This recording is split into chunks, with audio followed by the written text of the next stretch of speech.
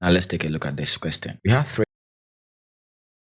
pairs some sweets in the ratio 1:6:14. Now any ratio related problem order is very important. So the order in which the names were listed matches exactly with the ratios. Andy was listed first. His equivalent ratio is 1, and Luke 6, Tina 14. Now we have been told that Tina gives 3 out of 7 of her sweets to Andy, and then Tina again gave 12.5%. Of the rest, Tina makes a statement. Tina is saying that all of us are having the same number of sweets. Is that true? Is that correct? Let's find out. So how many people are involved in this problem? That is 3 people. We have Andy, Luke, and then Tina.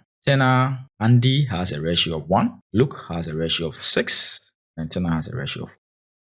Now we have been told that Tina gives 3 out of 7 of her candies, right? So we are considering Tina's ratio. We can do 3 out of 7 times what is Tina's ratio? That is 14. And this 3 out of this is going to Andy, right? So how many 7 are in 14? That is 2. 3 times 2 give us 6. It means that we are going to take away 6 and push it to who? Andy. So this time Andy is also having 6 in addition to his candies. How many candies Tina having now? Because he has decided to dash 3 out of 7 ratio to Andy. So it means that now 14 minus 6, Tina is having a new ratio of 8. Now Andy is having a new ratio of 7. So it means that now we are going to use 8 for Tina. So the rest of her candies, right? The rest of her candies to Luke. But what is that percent? That is 12.5. 12.5. Because 12.5 is a mixed fraction, we can write it as an improper fraction. So we multiply and then we add. So 12 times 2 give us 24 plus 1 give us 25, 2. And since percentage is out of 100, we bring the 100 here. Multiply by, now what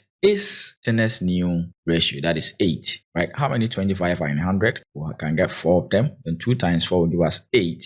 So we have 8 divided by 8, that will give us 1. Means that this 1 going to who? My friend Luke. We'll go and add this Luke, which is 1. That's 1. So now what is Luke's ratio? That is 7.